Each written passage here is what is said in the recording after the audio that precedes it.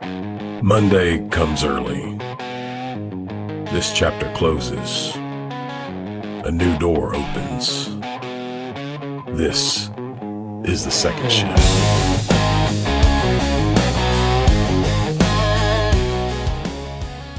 You build exactly the life you were supposed to build. So why does it feel like something's missing? Today's episode is different. No guests. It's just the two of us.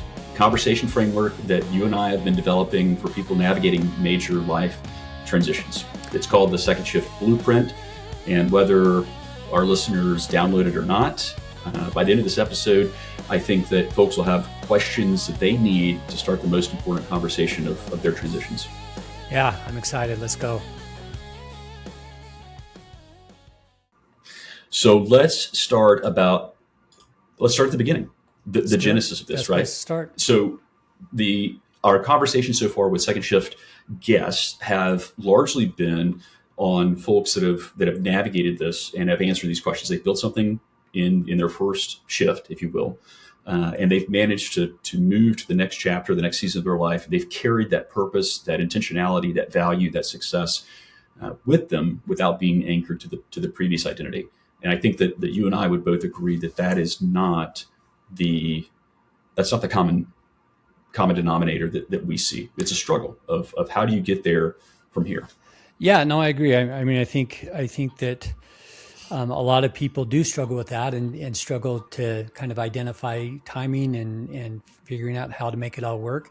I think our guests have all successfully managed it, but in different ways, right? That not all of them had the same process, and not all of them ended up in the same place. And so I think it's interesting to kind of discuss some things that may still be common amongst them, even though everybody out there, all of our listeners probably have different stories.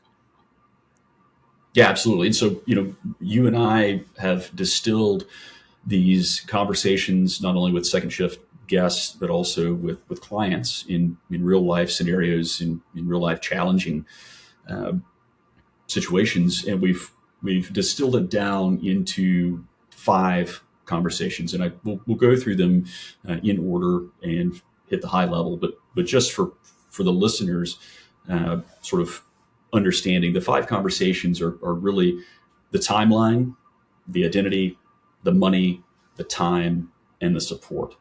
And the blueprint is designed to, I guess, be the Sherpa, the guide, if you will, for families, for couples. I mean, I think even for individuals to lean into their support system of how to navigate the transition to the second shift and not lose any of that purpose or mission or value as they look forward to the next chapter. Yeah, and we on the blueprint has some rules. Why does it have rules? Why does it need rules? I think that you and I, if we continue this conversation, we would realize that guardrails need to be in place, right? We would wander aimlessly, and so the rules are there for everybody's safety, but also to structure things. I think almost from a very pragmatic, non-judgmental, sort of unbiased third party, right? Like these are the guardrails. This is how we establish the environment. This is how we establish everybody getting on the same page and talking through things that matter without kind of wandering off onto paths that are not adjacent to the second shift conversation, or that probably are best handled in a separate conversation, right? We don't want to get into areas where we don't need to be outside of the framework of the second shift blueprint. Yeah, in part of why I asked it that way is, we'll read the rules here in a second, so y'all know what we're talking about. But I think one of the surprising, maybe, challenges that we see is that lots of people, as they approach transitions in life, haven't had the conversations with the others in their life that are going to be the most impacted. So lots of times we're thinking in our mind because it's always on our mind. And if whether it's working our way through a hard shift or, like in a hospital or, whatever the equivalent is in your line of practice, we're constantly thinking, okay, well, second shift is top of mind, but we forget to have that conversation with our spouse or our significant other, and their timeline, their feelings about it may be very different, surprisingly different than yours. And so lots of times as couples get together and start having these conversations, it can become emotional and challenging, and that's not necessarily a bad thing. It just informs that there's things that need to be addressed and teased out, and even in our podcast, we always have to keep reminding ourselves to, okay, well, what is this? How does our guests' stories, how did they affect the people behind the scenes? Right. And because it's easy to disregard that, I think. Yeah, I think that's important for just to acknowledge that for a lot of high achievers. I think that your biggest critic, maybe your biggest advocate is yourself, right? Like we do a lot of this dialogue in our own heads, and I think it's easy, like you said, is kind of assuming that the other person in the relationship is on the same page. Well, they've never been let into the page, right, exactly. To begin with. So so the rules, it's we call them out, and it is rule number one, and they're agreements, right? We're going to agree to these. If we're not going to, there's no enforcer here that's going to break kneecaps if we don't follow rules. But number one is we're on the same side. This is us versus the problem, not me versus you. Number two is no fixing during first answers. Each person gets uninterrupted airtime. Number three, tension equals information. If something gets hot, we note it and keep going. And number four is we can pause without punishment. If either of us needs a break, we take one. We throw out some phrases to kind of help steer that, because I think that in the heat of the moment, it's not easy to say, okay, let's table this and come back. We also recognize that if things get heated or tense, you may have landed on something real, right? It's not a failure. It's a feature of where the work actually begins. Yeah, I especially like rule number three. And you just addressed it a little bit there, but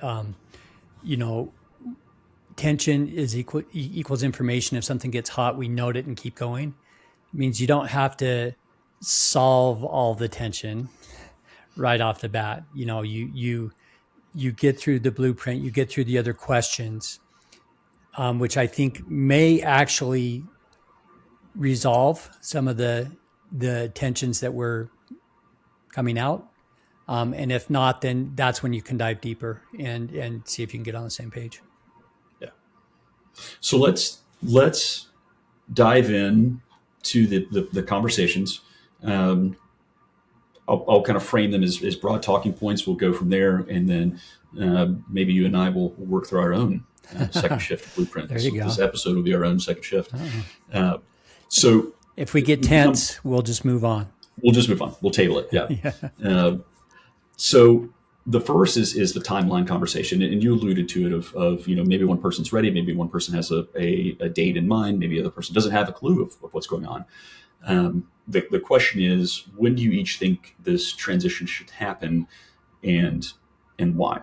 And I think that you and I have seen it. One partner in the relationship is ready, maybe the other isn't. Nobody knows they're on different pages. If they're on the same page, they can have vastly different interpretations of the data. Sometimes the conversations happen, sometimes they don't happen or happen badly, right? Half sentences over dinner don't count. And so I think what I've seen is people aren't confused about what they want most of the time. They're stuck on how to talk about it. Yeah. Yeah, I see it all the time when I'm interviewing both spouses at the same time of my planning clients. It's, it's the side look and really that's what that's when you wanted to retire, and the other spouse saying yeah, and so I think it does happen a lot that we don't know necessarily the people that we should know the best. We often don't know what they're thinking, and that's just because we don't take the time to communicate it. And so this is prompting that. So let's talk about the specifics that I think from a timeline conversation, because to your point, the sideways glances in real life client conversations, if they happen all the time, they happen more than we would like to think or admit, and I think most of it can be attributed to timeline or the misunderstanding of the timing of such things. And so we call out in the blueprint fidelity investments. So 45% of couples disagree on timing. I would say most don't know they disagree, right? The other, I guess, pattern is the one more year, right? Perpetually delaying because the psychological math never feels right. And I want to land here because something that you and I have talked about as far as sunk costs, as far as giving up an identity, because if I just hang on one more year of the title, next year will feel better. Yeah, no, that happens all the time, and I think that comes from not defining some of the other questions that we have, especially what is actually our goal, and until you can, in fact, I would put all these questions maybe before we even have you dive into each of these questions. You guys or people need to define if they have a mission statement or create a mission statement for their retirement. What is it that what is it that's the overriding theme that's going to make you find meaning and joy in your retirement, and then the whole one more year thing, maybe instead of shifting that goalpost and saying, okay, well, we're going to move it back a little bit because our goalposts keep shifting. You once you realize that you're there, you can pull the trigger. I think that's important because, again, back to the guests that we've interviewed, the value alignment and purpose alignment has been seamless. And so, somewhere along the way, intentionally or unintentionally, they have recognized that their second shift is aligned from a values perspective to their first shift, or it solves a value-based problem. That recognizing that they're burning themselves out in the first shift, it's affecting family life, and so kind of reframing, okay, what's actually important to me, and setting that as, to your point, the kind of the mission statement. And so I think that timelines aren't really about readiness. If people think it's about readiness, like, oh, am I financially ready? Am I mentally ready? I don't know that it's so much about readiness. I would say it's more about fear, right? Understanding kind of what each partner is afraid of is key. Waiting too long, missing the window, moving too fast, regretting it. Talking about that and working through that reveals more than any date on a calendar. And so, we could pick a couple of these conversation prompts to highlight. And I'm curious, what would you lead with? Or I guess in your experience, either clients or personally, where would you start? Where would you start? I'm just reading through them. As I'm doing so, we should probably, we were going to say this at the end, but we should probably tell people at the beginning where to find the blueprint. So, if they want to download it, they can follow along with what we're talking about. You can go to the secondshiftpodcast.com and you'll see a link to download the Second Shift Blueprint.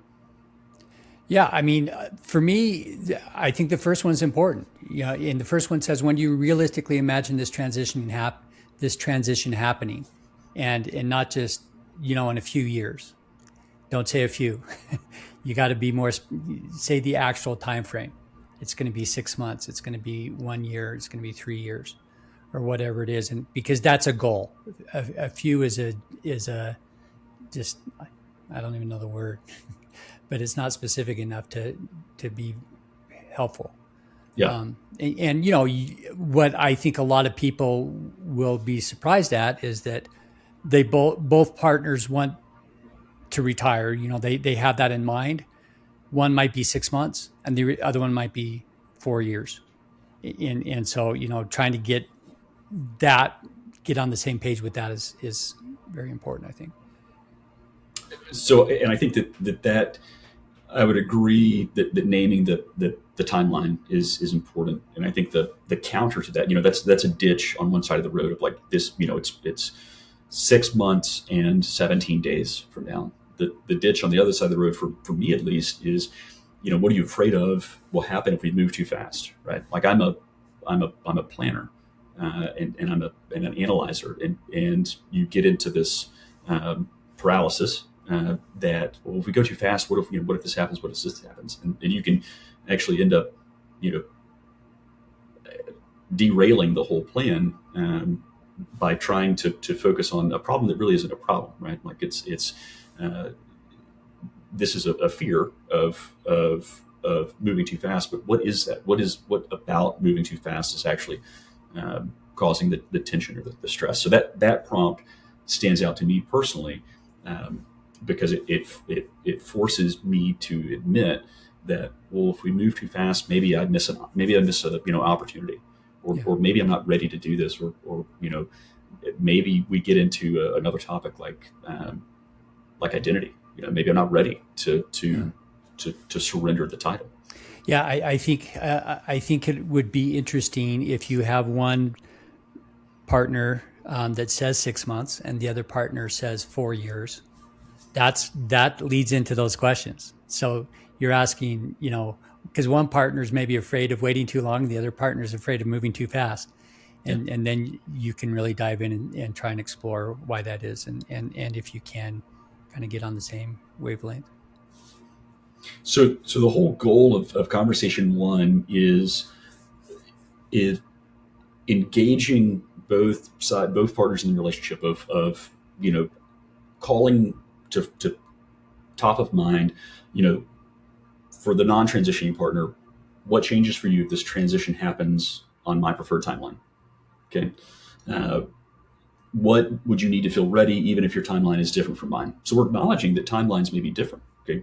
We're working through those prompts to surface the true, I guess, the root causes of the uncertainty or the trepidation about moving too fast or too slow, and then we're digging into that and asking the non-transition partner, okay, well, what does your life look like? What does your reality look like if things happen on my timeline as the transitioning partner? And what can I give you as a transitioning partner for you to feel ready? How can we align on the timeline, given all the information presented? Yeah, and I like on the blueprint that it talks about. Ultimately, it comes down to not being a single date, but it gives a working window, right? So you have, I think, once you compromise between the two partners, you create your window, and rather than just 3 years. Yeah, maybe it's sometime between 3 and 4 years, something like that. Yeah, and I think that's great, a working window. And then the element that is most frightening to me is the sharing the thing I'm protecting by wanting this timeline, right? Because I think that implicitly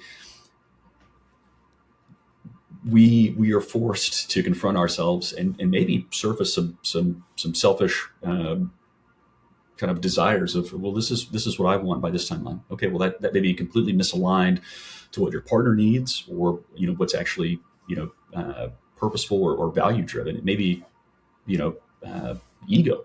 And I think that for high achievers, that question and writing it down especially carries a lot of weight. There's a lot of load bearing that that question does in that section. Yeah, definitely. All right, let's move on to conversation 2. This is identity.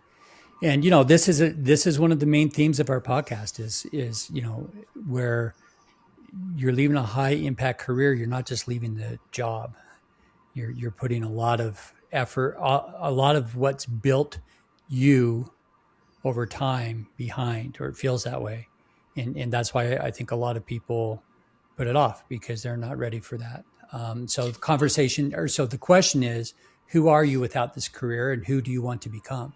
I like both of that, or both parts of that question is not just what are you leaving behind, but what are you turning into? It's forward looking. It's not just I'm giving something up. You don't want to just think of it that way. What are you gaining by it? Yeah, the insight, I think, is it says it all, right? Transitions are easier when you're running towards something meaningful, not simply escaping something painful. And we've heard that time and time again. It's one thing to pull the ejection handles and just get rid of out of the situation. It's another completely to find the goal, the purpose in the future, and move towards that. That's what's worth exploring. The fact that we've provided some common identity shifts, a builder or entrepreneur shifts towards starting something new. Okay, you retain that element of the identity, but it is, this is your opportunity to, one, align with your partner, or the people involved in this transition, and two, maybe the first part of your first shift, you realize that you have new purpose, big P or little p. You have different values that have changed over time, but you still recognize that intrinsically you're a builder and entrepreneur. So how can you leverage that, maintain that identity without tying it to the previous career or the previous title? Yeah, I think that's a great insight. And on the physician side, you're a healer. Who was it? I think it was Dr. Anderson that talked about that, if I remember right. But you're a healer as a physician. Are there ways that you can be a healer in whatever your next shift is? And the first conversation prompt on here says, what parts of your current career bring you genuine meaning? And usually it's not. Usually that meaning is not necessarily tied to the actual work.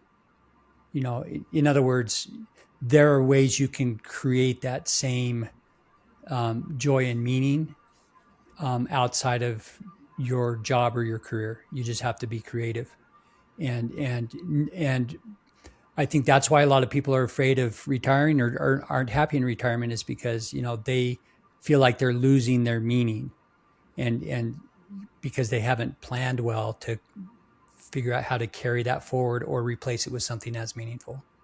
Yeah, I mean, it's difficult to answer. Who am I now? When for decades you've answered with your title or your specialty, right? Yeah. That's and from a partner perspective, that partner or spouse has had part of their identity tied to the other's title, specialty. Sure. And so their identity again is playing multiple parts here, both from the transitioning partner and the non-transitioning partner. And I think that, when we call it out, the identity I'm leaving behind, the identity I'm moving toward, the part of my current identity I want to keep, those are questions that are intentionally asked of both partners. Yeah. Because the interplay here is something that often gets overlooked. Yeah, for sure. I mean, we very often don't think about how the other partner identifies with our personal identity. So yeah, very good point. So conversation 3. It's where the I think that we would feel most comfortable is around money. What does enough look like for our household? We stated explicitly, this is not a budgeting exercise. This is a values conversation. Absolutely. And that's, we've talked about this, and I think we talked about this with the last episode with my brother, Steve, is, true wealth or, however you want to define it or call it, is not just about money. Money is a tool to help you help you get there, to control your time and to be able to add meaning and value to your life. But you have to define what that is. And, I think a lot of people, when they actually get right down and write it down or verbalize it, they realize that you don't need that much money to accomplish that, to accomplish your values. And, but if money is your value, then you can never have enough. And so you're always moving the goalpost. And Yep. so you can't get off the treadmill. And I think that the question that goes deeper than that digs into that, right? That gets at heart. I love this. Is your sense of security based on the money we have or on our ability to earn more if needed, right? Because I think that when you hang up that human capital and you move away from it, that creates an anxiety that it sometimes is difficult to overcome when you and I have seen it. We present, rigorous, beautifully closed form solution financial plans in black and white, right? The numbers don't lie, but the behavioral finance, the emotions, the psychology behind it, it's hard to disregard the fact that you are leaving your human capital behind and you're moving away from the ability sometimes to earn more if you need it. yeah, no, and that's definitely, and I felt that myself, even in transitioning to financial planning from being a physician. The easy button is just work more shifts, as an ER physician anyway. So if there's any kind of financial stress, you just work more shifts and you earn more money. When that's no longer there, I think a lot of people approach retirement with that anxiety of what if something catastrophic happens and I can't overcome it by just working more shifts. And even when the financial plan, the Monte Carlo analysis is 100%, and they have plenty of money and there's really almost zero chance that things are going to go bad, it's still difficult for some. Yeah. And I think, from to see these conversations, and I go back to kind of what your brother mentioned, because, this is, your brother had, he jumped headfirst into a specialty that was far from what he was working in, right? He taught himself SEO, he taught himself more, he's making a bet on television ads. But he mentioned that, he went through the rigor of a financial plan, is even sticking to it, right? Like this is an ongoing thing. And so, when we initially see this conversation, it's with real information that couples should have, right? Do we know our actual annual household spend, the real number, right? Again, we're not budgeting. Do you understand the cash flow situation? Have we modeled what a financial looks like without the primary income? Again, maybe to alleviate the concern over leaving behind an income ability. And all these questions allow us to get to kind of the heart of it, right? At the individual level, what is the definition of enough? Knowing all of the quantified elements, can I now say, well, this is enough? And I don't need to say dollar amount, but I need to say, okay, well, it's enough that we have a fallback plan, or it's enough that, okay, I see that there is, a continued ability to earn if needed.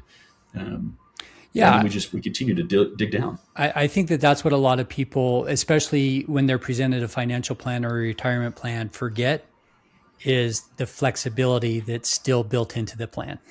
Because we give them a snapshot in time, but we also have to remember that if the market goes bad, you can spend less, or if things are going great, you can spend more, and just like we do during our regular life.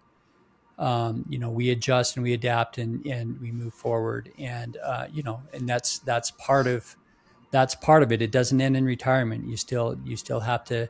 There's still adjustments and surprises, and good surprises and bad surprises that you just have to deal with, but creating those guardrails and knowing, okay, well, what would be our worst case scenario versus what would be our best case scenario. I think being able to define that from a financial perspective can help do a lot to ease that anxiety.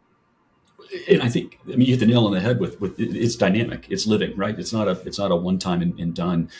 It is adapting to the current situation. It's updating based off of assumptions that may be proven valid or invalid. And it allows, the snapshot that's initially given, I think can allow you to answer the question, well, maybe what is the financial milestone that would make me feel ready? What does that look like? The financial plan may answer that, but leaving it there, your point is spot on. Like you have to deal with the good and bad in retirement, just as you did deal with the good and bad in your working years. Yeah, absolutely. All right, conversation number 4 is, what do you expect daily life to look like after this transition? Now, this is something that I think a lot of people don't think about. They just, it's like, I can't wait to retire. I'm going to retire. And then when they retire, it's like, okay, I'm retired. Now what do I do? And by the way, my spouse who hasn't been used to seeing me for, so many hours a day and has their own life that they've grown accustomed to. Yeah. I'm in the way. So having, I think this is maybe one of the most important in terms of actual happiness, with like day-to-day happiness. This conversation has to happen. Oh, 100%, right? Like this is we say it, right? The most dangerous assumption is that your partner shares your vision, right? This is an exercise in managing expectations. And the prompt that I love is like, hey, what would a typical Tuesday look like after this change? If you haven't thought through that, then I mean, that answers a lot of questions that you just brought up. Of like, oh man, I'm going to be consistently underfoot. I don't know if that's a good thing or a bad thing. Yeah. No, I mean, I've met, in our profession also, as financial planners, we have conversations with people, but people that I just know in my social circle, it's interesting how much friction retirement causes among couples. Because honestly, the person who, I mean, there's different scenarios, right? Where one person retires early and the other one is still working, or where the other one was maybe not working, but had their own agenda and routine that the working partner had no idea about. And so it's like, okay, well, yeah, Tuesday we're going to go golfing. And no, I'm not going to go golfing. I have such and such and such that I do on Tuesdays. And so, yeah, just understanding your partner's schedule just at that very level would save some conflict. The level is important. And I see that, again, the side eye in the client meetings when, what do you want to do in retirement? Oh, we want to travel. No. Like, what do you want to do on Tuesday? Yeah. And then they go through and it's just sort of eye opening of like, well, gosh, I have these broad ideas of, spending more time with grandkids or traveling or whatever. But, the vast majority of time is going to be spent in not those pursuits. Yeah. And you're absolutely right that we don't spend enough time talking through that and sort of understanding what that reality looks like. Yeah. And I think a lot of people also, as they approach that, they assume that their spouse will like the same things that they like. Every Tuesday we're going to go golfing. Well, I don't like to golf. Yeah. I've got something, and so I think sorting that out ahead of time, just, it's always worked before because you've had your different lives kind of living concurrently in the same house, but now you've got to blend those and it can be a challenge. Yeah. And I think the blueprint, I think to its credit does a good job when we structure conversations and we get down into writing it down. I think there's power behind writing something out, because as I see this playing out, specifically bringing to the forefront what I'm most looking forward to about the change in daily life. This is the change in retirement. This is daily life. That nobody thinks about that. And then the second is what I'm most worried about. And I think that's a difficult. I mean, there's a lot of reflection that needs to go into that, but it's that tension or uncertainty that needs to be surfaced by both sides, right? And then discussed to resolve. Yeah, one of the conversation prompts I really like, it says, what does together time look like in this new structure? But on the flip side of that, what does separate time look like in this structure? Because, if you're used to having a lot of separate time, you may not want as much together time as you think you do. And you have to protect that individual separate time maybe just as much as the together time, and be sure that both of those components of your daily life are working for each of you. And the other prompt says, what do you imagine I'll be doing while you're pursuing this, and have you asked me what I imagine? Yeah. So Yeah. don't assume. Don't assume. That's right. And I think that sort of is a natural lead into the last conversation of support, right? As we've had these conversations, we're sort of building this foundational support structure for the partners. Now, the blueprint kind of expands that with a menu, which is kind of a list of common needs that each partner can circle. Things like emotional reassurance, flexibility with responsibilities. You pick your top three, and then you share. Well, you've worked through these conversations, hopefully in a manner that not only has revealed information about each other, but probably has revealed information about you, so that when you get to the support, you can answer honestly and build these support systems and structures that actually match to reality, not just what you sort of imagined before you began the exercise. Yeah, one of the conversation prompts on this one that I really like, it's labeled as for the non-transitioning partner, but it's what do I need to feel like a partner in this, not just a spectator. Yeah. Super important, Yeah. I mean, because now both of your lives are changing dramatically. It can't just be one side dictating. So I think that was a really important one. I think that I'm just thinking, man, that like that's heavy, right? Because again, it brings out vulnerability to acknowledge that, and then you have to, as the transitioning partner who's presumably leaving a high identity, high achieving career, like you have to shed that hubris to accept the fact that somebody that's I mean, you're tied to the hip in this transition, has come to you and said, this is my, what I need to feel like I'm a valued partner in this, not just like it says, a spectator, cheering you on in the sidelines.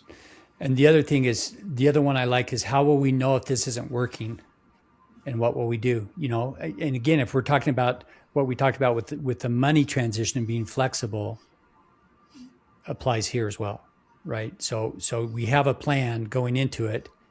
It may not be the right plan, but we won't know that until we actually get into it. And so defining that ahead of time, at least defining how you're going to handle that ahead of time, will save pain down the road. I think is just saying, okay, let's, and to me, that implies you're going to have more than one conversation, right? This isn't the end. This is the beginning, where as you're going through first month, first year, first 2 or 3 years out, let's revisit this and see where we're at and see what we need to do to adjust it. I will leave this may, of all of the written answers, this may be the best that we've included is the kind of support that actually doesn't help, because I know in my own world I have solved all the problems. Like I have developed the support that will be the most helpful. Like I've done this. Like this is what I do.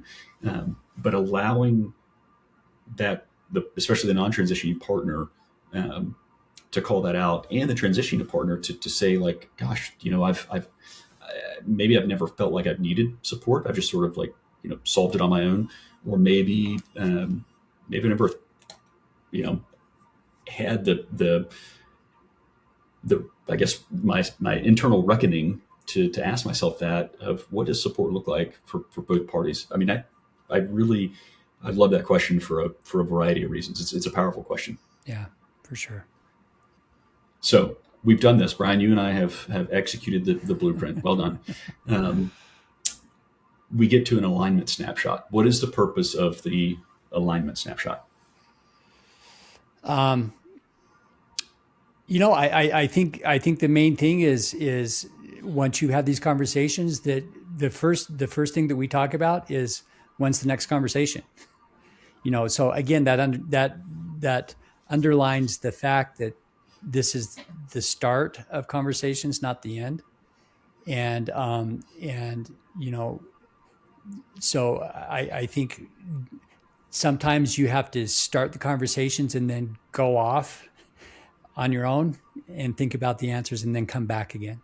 And I think that's really what the alignment is all about. Is let's pose some of these questions, let's think about it, and then let's come back and see if we can become aligned now. Now that we understand each other's kind of personal experience or approach to this, let's see if we can bring it together. Yeah, the snapshot isn't a test, right? That's why we called it a snapshot. It shows you where you're aligned, where you're not, so you can stop guessing, start talking, and have the next conversation. Yep. All right. Should we talk about the optional second shift strategy call? Yeah, absolutely. You want to introduce that? Yeah. So just to recap, everything we talked about today is in a free guide, right? It's our second shift blueprint. It's got all 5 conversations, the prompts, the alignment snapshot, and some tools that we didn't have time to cover. You can download it at secondshiftpodcast.com. It's freely available. You'll see the link, click on it, and it's yours. It's a PDF. It's designed to be done with you and your partner in 1 or 2 sessions. And if you feel like you need further help, we are here available as well. So you can actually schedule a strategy call with us, and we can just kind of review some of the things and that you have come up with, and give our 2 cents about where would be a good direction that might help you to move forward from there. Yeah, no pitch, no pressure. It's a diagnostic conversation to help you figure out maybe the questions that you should be asking that the blueprint didn't cover specifically for your situation. I think the biggest takeaway is that the blueprint, it won't give you the answers, right? But it'll give you the questions, and sometimes that's really all you need to get unstuck and move forward. Absolutely. I hope you find it useful. I hope you give us feedback on it. If there's things that we left out, we'd love to know it. And, we can adapt this document as well. That we really want it to be helpful and useful and meaningful for those people who are going through this transition, because it's not easy, and everybody they're starting from a different spot and has different situations that they have to address. And so anyway, hopefully it's a useful tool for you. All right. Well, thanks again for listening. We hope you're finding the content of this podcast to be helpful as you contemplate your own second shifts. Please remember to like this episode, subscribe to the channel, and tell your friends about us. We'll see you next time. The work you did mattered, and you're not done. Welcome to what's next.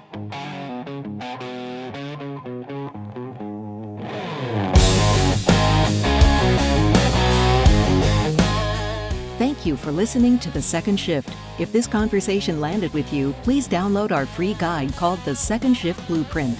5 questions you and your partner should discuss before any major transition. Get it at secondshiftpodcast.com. That's number 2 ndshiftpodcast.com. And if you're approaching a transition and want to talk through the financial strategy, we offer a complimentary 30-minute second shift audit. Details are at secondshiftpodcast.com/audit. Join us next week for another great episode. And remember, your life and identity doesn't end with retirement. It's just entering its second shift. The content shared in this podcast is intended for educational and entertainment purposes only and should not be considered personal financial advice. You should always consult with a financial professional to determine what is appropriate for your individual circumstances.